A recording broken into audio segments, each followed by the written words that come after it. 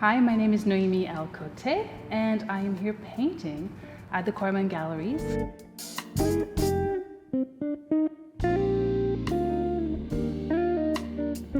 I want to show you how I do my colors and choose my colors. You see, everything is yellow right now, and that's an undertone color. So wherever I don't put my final paint on, that yellow will pop out. So imagine if I had left it white, it would be the white canvas. So I rather have some colors for some mood, and this painting is for spring. And this is where I chose a lot of pinks, purples, little Easter colors. This one is a very red color. It's a magenta, it's a little pink. It's kind of a hot pink. Underneath it, I have it here too. So if you look closely, you'll see it, which is nice. These paintings, the larger they are, the better they're viewed further away, have a bit of distance. But I really do enjoy coming close up and seeing all the texture and see this pink there? That's the undertone color. I typically do magenta, but for spring I want to brighten it up, a little freshness, a little yellow, a little orange. I did some undertone orange here. I went orange into yellow. I have orange and yellows in the vineyard there. So you can play. Sometimes it's green. I haven't done blue yet. Try that.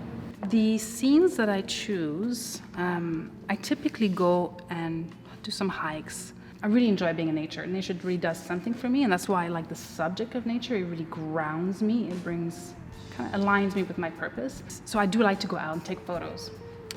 I always work from a photo, which is very convenient because I do work from the studio. If you notice, I have some bright colors. So the process of choosing colors is something really, really fun. I don't paint the typical colors of the photo, the real colors. I creatively choose colors to create a mood or a feeling that I want to bring out of the painting. So for a spring painting like this one, it's going to be a lot of like fresh and soft inspirational colors and a bit of pop and boldness, because to get the move on in spring. And I create a mock-up on my computer because I have a graphic design background, and it's just a really fast tool for me. I take a photo of my painting that I pre-ink paint, and then I go in Photoshop and I add all the colors and make sure it's beautiful. Next is I create all the actual paint palette. So I pre-mix all my colors. So let's say last night I pre-mixed all these colors. So when I am painting, I'm in the flow. I don't have to stop and mix, and it's just easier that way. And I compose all the colors prior, and everything's organized, and I'm more free in my organized box. I've only been painting for around 2 years, maybe even 3, but my background has been art since I was 9, 10 years old. When I lived in Africa, I was a French Canadian, purely French, went to an English country. So I was very isolated, and I really went into art, kind of a way as therapy, a way to just deal with it all. And I found some really pretty good talent there. I was drawing the rose bushes, and my dad saw it, got me to art school, and from then on I've always done arts. And now painting's my baby. So this is my medium, and I absolutely love it. I discovered the oil paint 3 years ago, and it's just so nice. The texture, so buttery, just has a shine to it. The color is vibrant. It's just a medium that I really fell in love with. So in Africa, and it's very different, right, from the landscapes here in Canada. There in the southern part, it's very dry. The summers are long. The earth is red. The sunrises are amazing. So there's not a lot of drastic change besides the rainfalls. But in Canada, we have 4 clear seasons. And our maple trees, how the colors change in fall, like fantastic. And the evergreens are always there. The pine trees are always there and sturdy and beautifully green, fresh throughout all the year. I am in love with white pine trees, which is the very Ontario tree. I love them so much for their personality. They have some branches are long, some are short. They can be gnarly a little bit, they're not stiff. Sometimes they look like they're dancing. I just love them. So I love pine trees.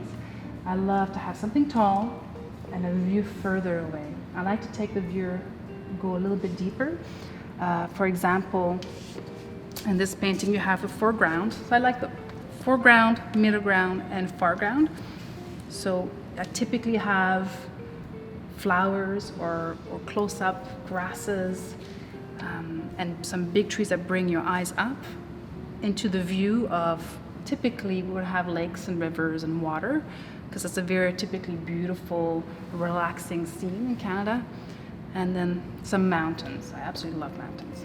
But I look for some structure that will be interesting for compositions.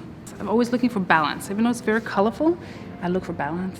But I really do enjoy having fun in the skies, because it's the most freedom I have in the painting, where, you know, any way you do a cloud, it kind of looks like a cloud, because clouds can look so many different ways, different shapes. And I remember painting where I was just really enjoying long movements, and I was literally dancing with my paintbrush.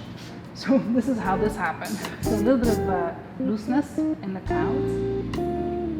I didn't know I wanted it to be darker. I tend to go a little darker on the edges to frame the painting without an actual frame, to keep your eyes in. With my graphic design background, it's visual. It's all visual, right? But just being in fine arts and graphic design my whole life, merged together, it's all creativity. It's just different tools, different mediums. I'm just way more creative and free with the paintbrush. I think ultimately I like the looseness of the brush strokes, where it's not detailed. It helps me keep the flow of movement. There is lots of movement in my paint strokes, and that's kind of who I am. I go with the flow, and in general, as a personality, I am not a perfectionist. I don't spend too long on a little detail. I like to go with the flow and keep the flow moving. Having my colors pre-mixed, then I don't have to blend. I don't want to blend. It's on purpose. The colors are pre-mixed. They're pre-decided for a specific place, and I find the place. I do move things around. I might choose slightly different color that I've pre-mixed, but it is on purpose, and I like to have a bit of that undertone color coming out. I can tell you my steps. The first step is a photo. Second step is sketching. So sketching on the paper, figuring out the composition, what works, what doesn't work, what size canvas would work. Sketch on the canvas, and then I do Indian ink. So it's liquidy black ink, and I paint with it. And this is what you see here. All that is Indian ink, and that's one of the most freeing steps of the process, because I know I'm painting over, so I can really be free and have the movement. And that's, I think, what helps bring out the movement of the branches and trees and everything else, because I know I can correct it if need be. And then I'll put the undertone color. This one's yellow.